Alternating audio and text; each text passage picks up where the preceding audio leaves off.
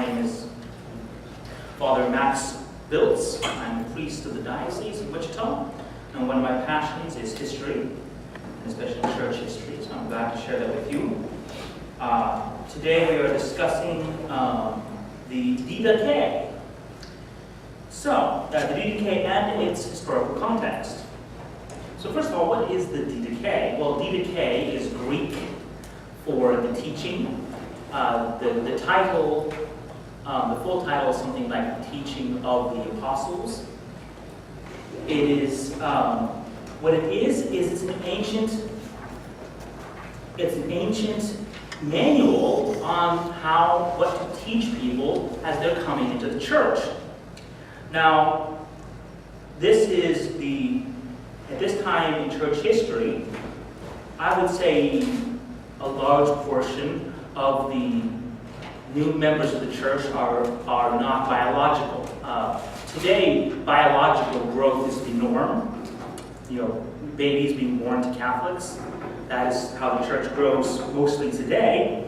But at the time, there were a lot of converts. And they were coming, of course, from a completely pagan context, from a completely pagan background. And they needed some instruction. Basically, an idea of what it means to be a Christian.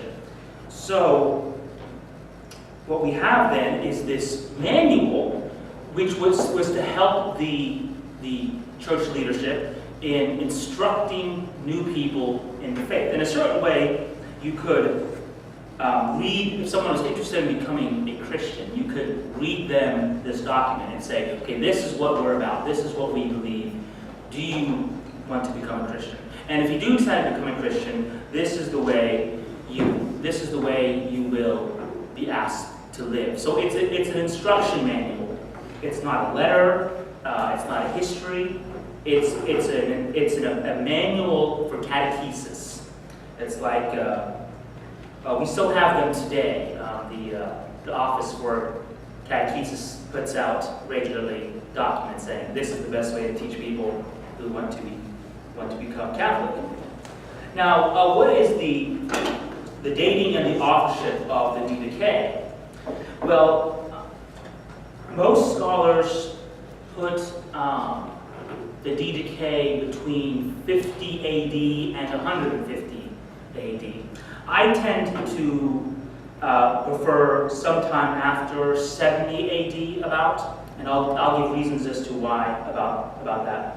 As to the author, we know nothing. There's no name. There's no name attached to the document. Believe it or not, people in ancient times, they did often sign their works. Josephus signed his work, saying, I wrote this history. So did Suetonius, so did Tacitus, so did Virgil, so did Livy.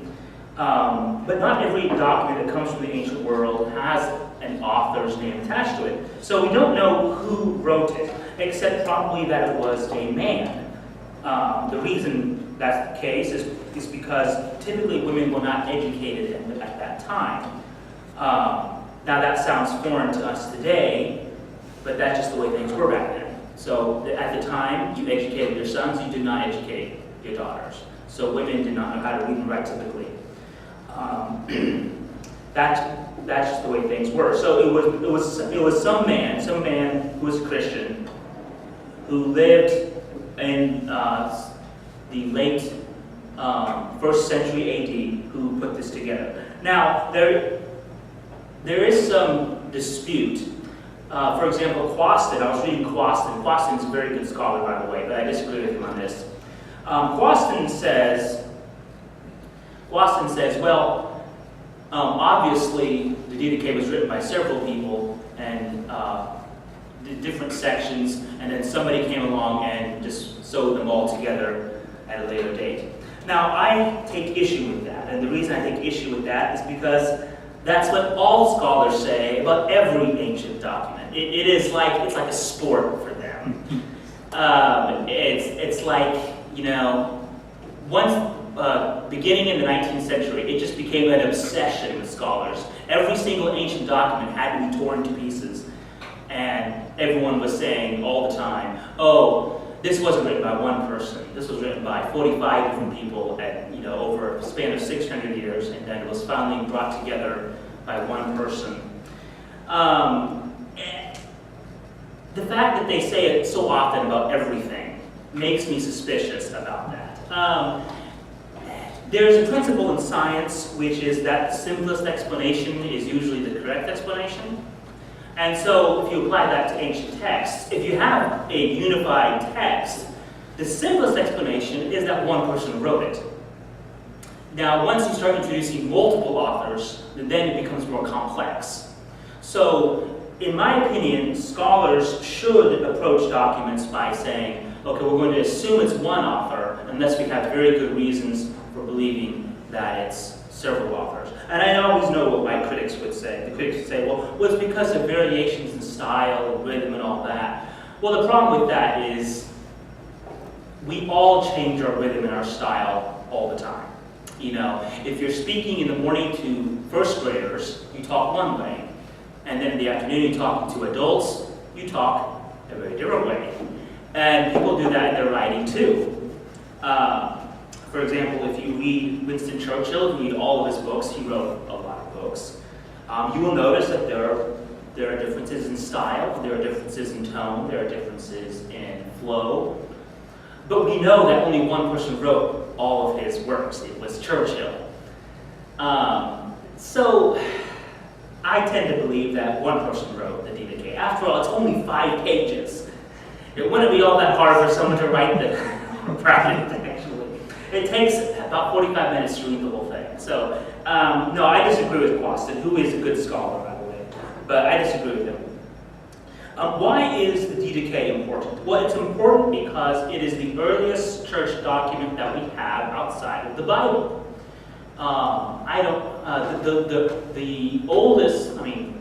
The last books of the Bible to be written were the Gospel of John and the Book of Revelation. They were the last books written. And after that, after the Gospel of John, after Revelation, the only other church document that we have until the letter of St. Clement and some of these other letters is the DDK. So it's old. It's very old. It's the first literary document that we have outside of the Bible of the early church. So if someone were to ask you, okay, what is the oldest, the very oldest Christian document that you Christians have outside of the Bible, what is that document? Well, the answer is the DDK. Okay? It's old. It's the oldest.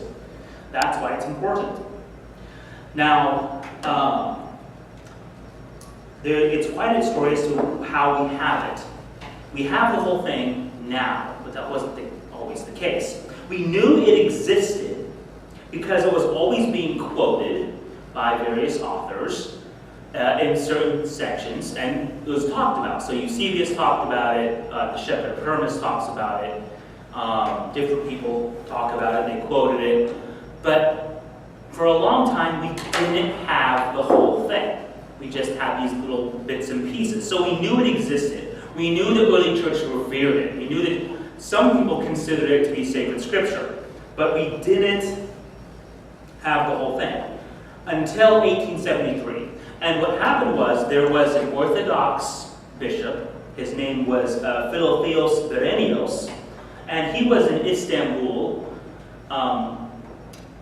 and he was an antiquarian. That is, his hobby was searching out old things. He loved old stuff. And he was going through a monastery's archives, and he noticed some real old pieces of paper stacked up, and they were tied together with a rope. And in the middle of that stack were some even older papers, some yellow, very old paper. And Philotheos thought to himself, I wonder what that little bit of yellow paper is. And so he pulled it out, and he started reading it. And to his utter shock, it was the DDK. Now, he knew what it was because he was a bishop. He had read the quotations that Eusebius had and other authors had taken from the DDK. And so he was enthralled. He had found the DDK. So now we have the whole thing again. And a few years later, in 1900, a Latin version was discovered. So we have a Greek version, and then we have a Latin version. Now, the Greek version is the more complete one. So if you read the translation, like on newadvent.org, what you're reading is the translation of the Greek version. So, I want to give a little bit of the historical context of the Didache, of what was going on in the second half of the 1st century A.D. Well, first of all, there were still people alive who had known Jesus. We often forget that. We often forget that Jesus healed thousands of people. Jesus was seen by thousands of people. And many of them were young people. Many of them they were not old. They were maybe 20 years old, between 20 and 30. And they lived. They lived for many years. John, of course, lived to be 90. He died in his 90s. So there were still people wandering around who had seen Jesus, who had known Jesus, and of course these people were revered.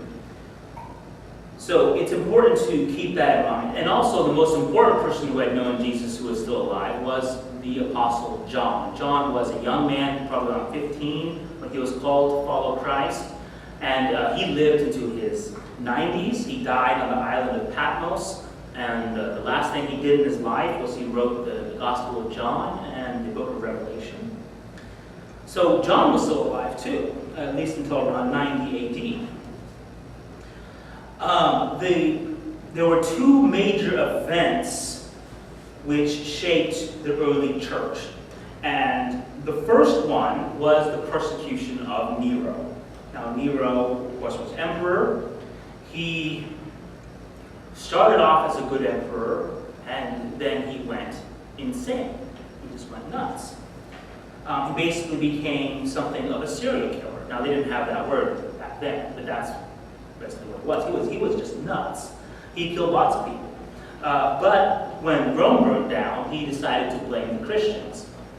And so he rounded up all the Christians he could find. He had them tortured, and he had the ones he captured, he killed. And of course, the two most prominent victims of Nero's persecution was the Apostle Paul and the Apostle Peter. So they were both killed by Nero in 64 AD.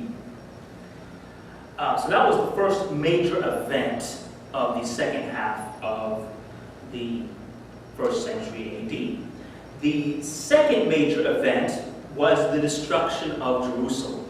You see, up until around 70 AD, there was still a lot of overlap between the Jews and the Christians. If you read the book of Acts, of course what I like to say is when the apostles found a pagan tree, what did they cut it down with? The axe of the apostles. Yes, one of my awful jokes. So anyhow, when you read the book of Acts, sometimes the apostles would go to the synagogue to pray, and then they'd go home and finish their prayers, probably with the Mass, obviously. So there was still a lot of overlap between the Christian church and the Jewish synagogue, and it wasn't clear yet that we had two separate religions here. But that all changed in the year 70 AD, because the Jews rose in revolt around 66 AD, and at first they were winning, but then of course the Romans came back, as they always do, and they drove the Jews to the city of Jerusalem, and they surrounded Jerusalem, and for one whole year they laid siege to Jerusalem, until finally they captured it. And by the time Titus captured Jerusalem, he was angry. He felt that the Jews should have surrendered much sooner. Well, they never surrendered. He just had to storm the city. Several times he offered them, asked them to surrender, and they always refused. So when he finally captured Jerusalem, he decided to completely destroy Jerusalem. He wanted all the buildings destroyed, he wanted the temple destroyed, and the wooden parts of the temple burned to the ground. And that was a shattering experience for the surviving Jews. Not all the Jews, of course, were in Palestine at the time. There were Jews all over the Mediterranean. But that was a shattering experience because the temple had been destroyed. And one thing that it did was it clearly separated the Christians from the Jews. So now it was clear we had two separate groups here. And the reason that happened is because the Jews said, you Christians did not come to help us when the Romans attacked. And of course the Christians said, well, when Jesus said, when the armies surround the city, flee. So that was the second major event. Now, after Nero became emperor, we had Vespasian, who was a pretty good guy, and then Titus. And then finally Domitian becomes, I need to keep track of time, Domitian becomes emperor, who was a little bit of a wacko, and he revived the persecution of the Christians. And then after Domitian, of course, we have Trajan. Trajan was one of the best emperors of the Roman world. His attitude towards Christians was basically don't ask, don't tell. Like if you happen to find a Christian, then then prosecute them, but certainly don't go out and seek Christians to prosecute. You know, just let sleeping dogs lie. That was his attitude towards Christians. We know that because of a letter he sent to a governor named Pliny. Pliny asked him, what should I do about these Christians? And Trajan replied and said, look, if you happen to find a Christian, put him to death, but really don't go out of your way to find Christians. You know, so that was his attitude. Now, one thing that we need to keep in mind is that the books of the New Testament were already in circulation. And you can tell that for many reasons. One is because, well, the Didache quotes the New Testament quite a lot. And so do our very early letters of the early Christian church, the letters of Clement, Pope Clement, and the letters of Ignatius of Antioch, and the letters of Polycarp. And we can also tell from these letters that the churches, we have these different churches in the different cities, they were in constant communication with each other. One of my hobbies is to attack these silly obsessions of scholars. And one of the obsessions of scholars is always talking about the communities of the church as if they were separate communities with no interaction with other communities. Like they talk about the Markan community, the Matthean community, and all these communities.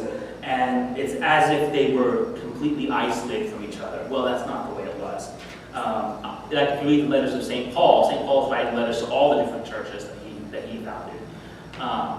So these churches are not in isolation. So the church is alive, the church is established in the cities.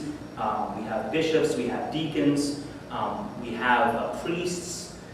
It is a little bit fluid at this point, as we'll see from the Didache. But we do have all those people, and the churches were in communication with all of the other churches. Now, the most important thing to keep in mind is that the church's core teachings are already in place. One of the charges that the church's enemies will make against us is that we've changed our teachings over time. And I think these people just are too lazy to actually pick up books and read them, because if you would read like the Didache, if you read the letters of Clement, the letters of Polycarp and Ignatius, you will see that the church's teachings go all the way back to the beginning. You can tell that what the church was teaching, what the church teaches today, are the same teachings that she was teaching in the early church, and we're going to see that in the Didache. Now, I'm going to be reading large sections of the Didache, and then I will comment on what I've just read. It is an excellent document, and I certainly encourage you to read it several times on your own. Okay, so the principal structure of the Didache is around the concept of the two ways. And this is a Jewish concept. Keep in mind that the church comes from the church comes from the Jews. And the early church, of course, they were always reading the Old Testament. If you read the letter of St. Clement, he's constantly quoting the Old Testament, more than he quotes the New Testament. So Jewish thinking, Jewish tradition obviously exerted a great deal of influence on the church. And the concept of the two ways is the way of life and the way of death. And this is how the Didache chooses to shape itself, as you can choose either the way of life or you can choose the way of death. And I will simply let the Didache speak for itself.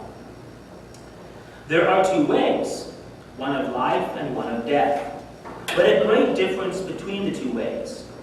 The way of life, then, is this. First, you shall love God who made you. Second, your neighbor as yourself. And all things whatsoever you should not occur to you, do not also do to another. And of these sayings, the teaching is this. Bless those who curse you, and pray for your enemies, and fast for those who persecute you. For what reward is there if you love those who love you, but do not also the Gentiles do the same? As you can tell, they're quoting from the Gospels. So another one of the charges is that all the Gospels were late written. Like if you pick up a secular commentary on the Gospels, they're all saying, oh yeah, the Gospel of Matthew was written in the year 190 AD. Well, here we have a document like from the 1st century AD that's quoting the Gospel of Matthew. Okay, to go on.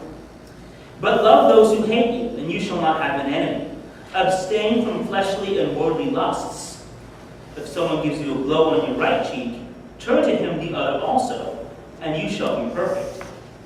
If someone takes away your cloak, give him also your coat. If someone takes from you what is yours, ask it not back, for indeed you are not able. Give to everyone that asks you, and ask it not back, for the Father wills that to all should be given our own blessings, our free gifts. Happy is he that gives according to the commandment, for he is guiltless. Woe to him that receives, for if one having need receives, he is guiltless. But he that receives not having need shall pay the penalty. Basically saying, if you're already rich and well off, you don't need to be accepting charity, so don't ask for it. Okay? A lot of real practical spiritual advice here. Okay. He shall pay the penalty for what he received, and for what? And coming into straits, he shall be examined concerning the things which he has done, and he shall not escape from thence until he pay back the last farthing, quoting the Gospel of Matthew. But also now concerning this, it has been said, let your alms sweat in your hand until you know to whom you should give. Okay, once more we have real practical advice. So it's basically saying, if you want to go to heaven, you need to give alms to the poor. But make sure that you know the person really is poor before you give them any money. Okay, so even back then, in the 1st century AD, they were already having problems with people who were not really in need asking for alms and such. So it's basically saying, hold on to your money until you find someone who's really in need, and then give it to them. Okay, so this real practical spiritual advice. And the second commandment of the teaching, which is the two ways, of course. You shall not commit murder. You shall not commit adultery. You shall not commit pederasty. Now let me stop there for a moment. Pederasty, you may ask wondering what that means. I hate to define it for you. It means sex between an adult man and a young boy. That's what it means. Now, in our culture, it's illegal. It's abhorred, any kind of idea of that is just awful. But in the Greek and Roman world, it was not such a, it's wrong. Don't get me wrong. I'm not saying it's okay. I'm just saying it was common back then. Especially since slavery was legal. Okay? So if someone had sick sexual tendencies, he could go to the slave market, buy any boy or girl he wanted, and, live out his sexual fantasies. And of course, the Didache is saying that is immoral. Okay. Now, the Didache is not coming out and condemn slavery, but it is saying that these sexual activities are sinful. Okay. You shall not commit fornication. You shall not steal. You shall not practice magic. You shall not practice witchcraft. You shall not murder a child by abortion. Yes, in the earliest church document we have, it condemns abortion. Can you believe that? So obviously, they did have abortion back then. It was much harder to do than it is today. But what they would do is what the ancient Greeks and Romans would do is they would have the woman drink just a little bit of poison, not enough to kill her, but enough to kill the unborn child. That was the typical mode. That was very hard to do because if you were off by a little bit, then the woman would die too. Okay, so it was hard to do, but people did try and do it even back then. They tried to have abortions. Nor kill that which is begotten. You shall not bear false witness. You shall not speak evil. You shall bear no grudge. You shall not be double-minded or double-tongued. For to be double-tongued is a snare of death. Your speech shall not be false, nor empty, but fulfilled by deed. You shall not be covetous, nor rapacious, nor a hypocrite, nor evil disposed, nor haughty. You shall not take evil counsel against your neighbor, nor hate any man. Go on, so on, and so forth. Okay, so basically what we see even so far is that the basic Christian morality that you read in the Catechism today, you're seeing even in the Didache 2,000 years ago. So the Church condemns sexual abuse of minors. The Church condemns abortion. The Church condemns infanticide and murder. And all of that is already here. So don't let people tell you the Church just made up these teachings later on, like in the Middle Ages. That's not true. You read the ancient documents and you see Church teaching is the same. Okay, so here's more from the Didache. My child, flee from every evil and from every likeness of it. Be not prone to anger, for anger leads to the way of murder, neither jealous nor quarrelsome, nor of hot temper. For out of all of these murders are engendered. My child, be not a lustful one, for lust leads to the way of fornication. Let me stop here for a moment. Okay, often we hear people say today that we live in a horrible pornographic culture, and it was never like this before. That's not quite true. Certainly the digital media, where the accessibility, that is different.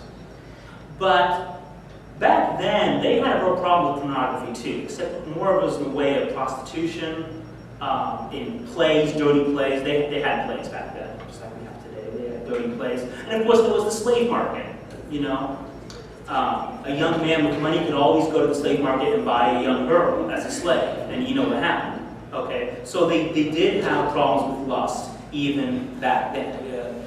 So our pornographic culture is not new. Okay, it's actually very old. My child, be not an observer of omens, since it leads to the way of idolatry, neither an enchanter, nor an astrologer, nor a purifier, nor be willing to look at these things. For out of all of these is idolatry engendered. My child, be not a liar, since a lie leads to the way of theft, neither money-loving nor vainglorious, for out of all these thefts are engendered. My child, be not a murmurer, since it leads to the way of blasphemy, neither self-willed nor evil-minded. Be long-suffering and pitiful and guileless and gentle and good, and always trembling at the words which you have heard. You shall not exalt yourself, nor give overconfidence to your soul. Your soul shall not be joined with lofty ones, but with just and lowly ones. The workings that befall you as good, knowing that apart from God nothing comes to pass. Okay, so we have here, basically it's representing the teachings of the four Gospels. And if you're familiar with the four Gospels, you will be very familiar with what is being taught here in the Didache. Okay, the way of death. So it talks about the way of life, and now it's talking about the way of death. And the way of death is this. First of all, it is evil and full of curse, murders, adulteries, lusts, fornications, thefts, idolatries, magic arts, witchcrafts, rapines, that means rape, false witnessings, hypocrisies, double-heartedness, deceit, haughtiness, depravity, self-will, greediness, filthy talking, jealousy, overconfidence, loftiness, boastfulness, persecutors of the good, hating truth, loving a lie, not knowing a reward for righteousness, not cleaving to good nor to righteous judgment, watching not for that which is good, but for that which is evil, from whom meekness and endurance are far, loving vanities, pursuing requite that is revenge, not pitying the poor man, not laboring for the afflicted, not knowing him that made them, murderers of children. Okay, what's it talking about there? It's talking about infanticide. Okay, it was very common back then. Like I said before, they did have abortion in the ancient world, but it was hard to do. You had to drink just enough poison to kill the baby, but not enough to kill the mother. So it was hard to do. So more common than abortion was to leave the children to die. Typically there was a part of town that was like the place of abandonment, where you would take a child you didn't want. Usually it was a girl, by the way, because their society was very chauvinistic. You would take a child you didn't want and you would leave her there to be eaten by wild beasts. You see, this is the way the ancients thought. They thought to themselves, well, if I were to kill my child, the gods would get angry at me. I don't want that to happen. So I'll just leave my child out in the wilderness and the animals will kill her, so I don't have to worry about it. Okay, that's a pretty crazy thinking, but that's what they thought back then. Okay, so, destroyers of the handiwork of God, turning away from him that is in want, afflicting him that is distressed, advocates of the rich, lawless judges of the poor, utter sinners. Be delivered, children, from all of these. Okay, so the Didache is trying to say there are two ways, two paths we can go down, which is very true. We can go down a path of life, or we can go down the path of death. And obviously, the Didache itself acknowledges that people can repent, people can change. So it's not teaching there's only one chance. You only have one opportunity. You make one mistake and then you're lost. It doesn't teach that. But it is stressing the human nature of habituation. That the more we choose a certain activity, the more addicted we become to that activity. And which is why it is trying to emphasize that we need to go down the path of life. We need to make good choices. We need to choose God, to choose life, so on and so forth. Okay. Now here are its comments on baptism and prayer. But let not your fasts be with the hypocrites. Now who is he talking about there? Well, they're talking about the Jews. Okay. At this time, the Jews and the Christians were always fighting each other. And the Jews, they tended to fast on Tuesdays and Thursdays. So the Christians made it a point to fast on Wednesdays and Fridays, like saying, we're not one of the Jews. And that's what they talk about with the hypocrites. Okay. I'm not saying the Jews are bad people, I'm just trying to tell you what the text says. Okay. Neither pray as the hypocrites, but as the Lord commanded in his gospel.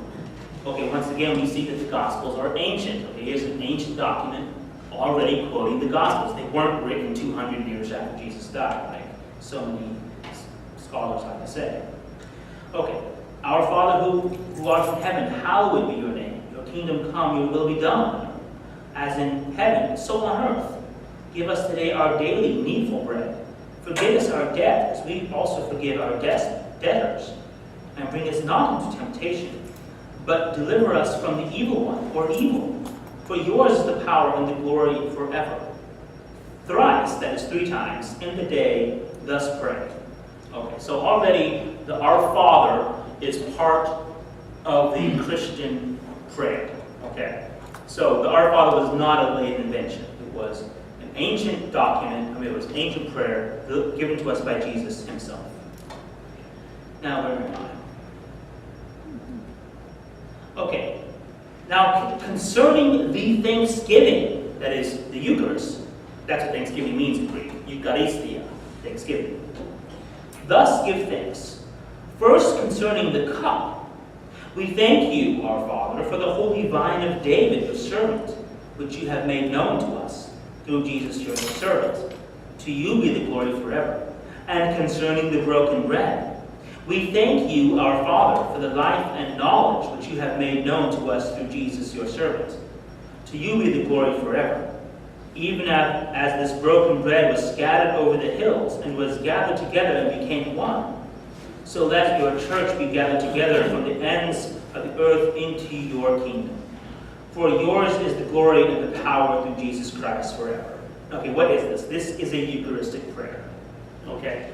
So you can tell that already the church is celebrating the Mass. Once again, scholars like to say, oh, the Mass was invented late, 300 AD, the time of Constantine. That's when the Mass was invented. Obviously, these people had not read the Didache. Okay? We see Eucharistic prayer right here in the Didache. But let no one eat or drink of your thanksgiving, but they who have been baptized into the name of the Lord.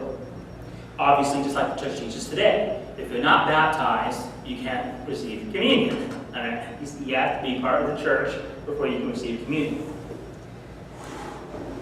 But after you are filled, thus give thanks. We thank you, Holy Father, for your holy name, which you caused to tabernacle, that is, to make a tent in our hearts, and for the knowledge and faith and immortality, which you have made known to us through Jesus your servant. To you be the glory forever. You, Master Almighty, created all things for your name's sake. You gave food and drink to men for enjoyment, that they might give thanks to you. But to us you freely gave spiritual food and drink and life eternal through your servant. Before all things we thank you that you are mighty. To you be the glory forever.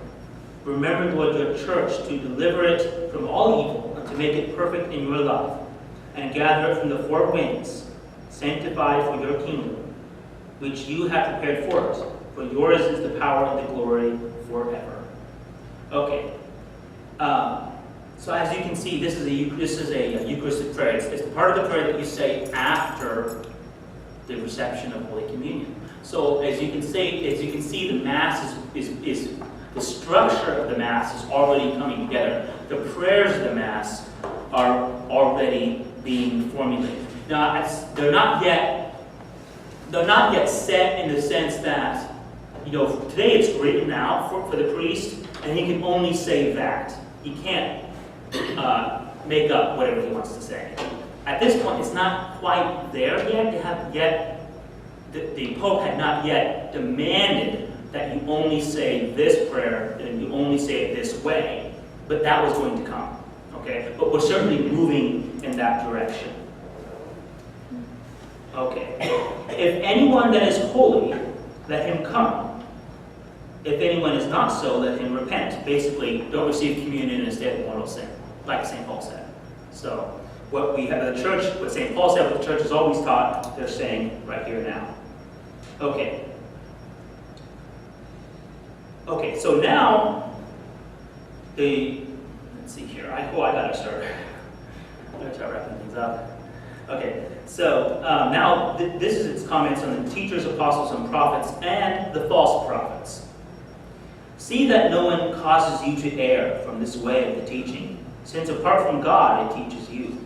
Whosoever therefore comes and teaches you all these things that have been said before, receive him. But if the teacher himself turn and teach another doctrine to the destruction of this, hear him not. But if he teach so as to increase righteousness and the knowledge of the Lord, receive him as the Lord.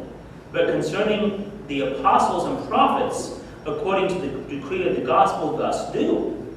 Let every apostle that comes to you be received as the Lord. But he shall not remain except one day. But if there be need, also the next. But if he remain 3 days, he is a prophet. Basically, they were having problems with loiterers, people who were claiming to be apostles. Okay, by apostles they mean people who had known Jesus. Okay, so someone would show up in town and say, hey, I'm an apostle, I knew Jesus, and so I'm just going to sit around and have you guys feed me and take care of me, and I'm not actually going to do anything. I'm just going to sit here and receive all this. And the Didache is saying, no, if he's a true prophet, he's going to come, preach, and then he's going to leave. He's not going to sit around and just have you feed him. Okay, so they were having problems with these false prophets and false apostles who were just trying to get some free food. Okay, But when the apostle goes away, let him take nothing but bread until he lodges. But if he asks money, he is a false prophet. Okay, does anyone here Jimmy Swaggart? Okay, so, just like in modern times, we have these people on TV who claim to be Christians, but all they ask for is money. Okay, they have that problem too. Okay, people who come in and say, I'm a prophet, I'm a prophet of God, I'm an apostle. I actually saw Jesus when I was young, so give me some money so I can support my ministry. Yes. So, human nature hasn't changed very much in 2,000 years, has it? And every prophet that speaks in the Spirit you shall neither try nor judge. But not everyone that speaks in the Spirit is a prophet. Okay, basically saying anyone can say they're a prophet, but that doesn't mean they are a prophet. Okay, there's such a thing as false prophets. Okay, but only if he holds the ways of the Lord. Okay, so basically he has to be living a moral life. So if he comes in town, says that he's a prophet, but then he goes and visits the brothel, okay, then you say, okay, he's not really a prophet because he's not living the way of Christ. Okay. Therefore, from their ways shall the false prophet and the prophet be known. And every prophet who orders a meal in the Spirit eats not from it, except indeed he be a false prophet. So if all he does is ask for food, then he's not a real guy. And every prophet who teaches the truth, if he do not what he teaches, is a false prophet. Okay, so if he preaches, but he doesn't practice what he preaches, okay, he's a false prophet. Obviously, you can tell they were having lots of problems with false prophets. People were just pretending to be holy people who were not really holy, who did not really know Christ. Okay. And every prophet proved true, working on to the mystery of the church in the world, yet not teaching others to do what he himself does, shall not be judged among you. Okay. Basically, then it continues to say, if he's a true prophet, then you tithe to him, you support him, you help him out. But he has to teach the truth. He has to live what he teaches. He has to practice what he preaches. Okay. All right. The Christian assembly. But every Lord's Day, that is Sunday, gather yourselves together and break bread, that is, at Mass, and give thanksgiving after having confessed your transgressions, that your sacrifice may be pure. Notice we still have the confiteor, the confession of sins, at the beginning of Mass today. But let no one that is at variance with his fellow come together with you until he be reconciled, that your sacrifice may not be profaned. For this is that which was spoken by the Lord. In every place and time offer to me a pure sacrifice, for I am a great king, says the Lord, and my name is wonderful among the nations. Therefore, appoint for yourselves bishops and deacons worthy of the Lord, men meek and not lovers of money, and truthful and proven, for they also render to you the service of prophets and teachers. Despise them not, therefore, for they are your honored ones, together with the prophets and the teachers. And reprove one another, not in anger, but in peace, as you have it in the gospel. But to everyone that acts amiss against another, let no one speak, nor let him hear anything from you until he repents. But your prayers and alms, all your deeds, so do, as you have it in the gospel of our Lord. Okay, so basically what we can tell is going on is you have two kinds of priests and bishops. You have the permanent ones that are in a community, in a church. They live there, they stay there, the priests and the bishop and the deacons. And then you have these wandering bishops and priests who they don't have a permanent home. They're like St. Francis of Assisi. They just go from town to town, preaching, doing good works, and doing the work of God. And you also have what they call the prophets. So those are holy people. They may not be a bishop, they may not be consecrated, but they're holy, they are living a life of poverty, they're trying to find God. So in this early church, you have the structure of the church is beginning to come together in that you have permanent bishops and deacons, but you still have a lot of wandering people, a lot of wandering clerics, wandering holy people wandering around doing holy things. That is, if they're true. But you also have the fakes running around too. Okay, and then it ends with talking about the end of the world and the Antichrist. Watch for your life's sake. Let not your lamps be quenched, nor your loins unloosed, but be ready, for you know not the hour in which our Lord comes. But often shall you come together, seeking the things which are befitting to your souls. For the whole time of your faith will not profit you, if you be not made perfect in the last time. For in the last days false prophets and corrupters shall be multiplied, and the sheep shall be turned into wolves, and love shall be turned into hate. For when lawlessness increases, they shall hate and persecute and betray one another. And then shall appear the world deceiver as the Son of God. That is, he's going to present himself as another Christ. And shall do signs and wonders, and the earth shall be delivered into his hands, and he shall do iniquitous things, which have never yet come to pass since the beginning. Then shall the creation of men come into the fire of trial, and many shall be made to stumble and shall perish. But they that endure in their faith shall be saved from under the curse itself. And then shall appear the signs of the truth. First, the sign of an outspreading in heaven, then the sign of the sound of the trumpet, and the third, the resurrection of the dead. Yet not of all, but as it is said, the Lord shall come, and all his saints with him. And then shall the world see the Lord coming upon the clouds of heaven. Okay, that may sound crazy. That's still what you find in the Catechism today about the end of the world.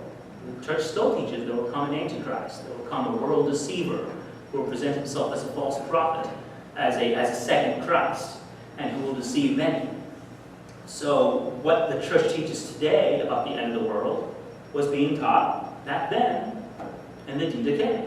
Okay?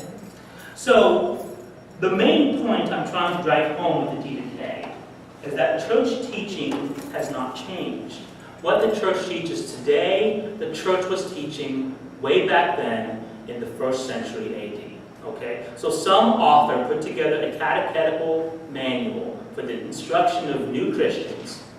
And his moral teachings, his moral beliefs, his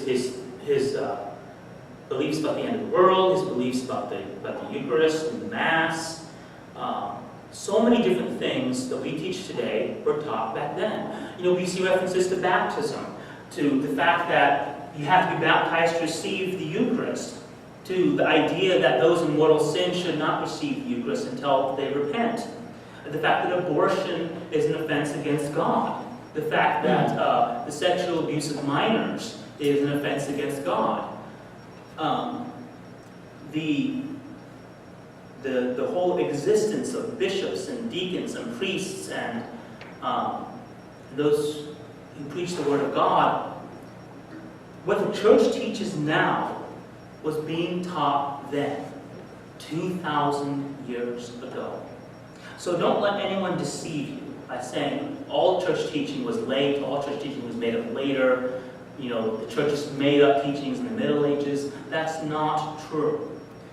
You can read the Didache, and you can see, and you can compare it to the Catechism, and you can see what the church teaches now, the church taught then. The beliefs are the same.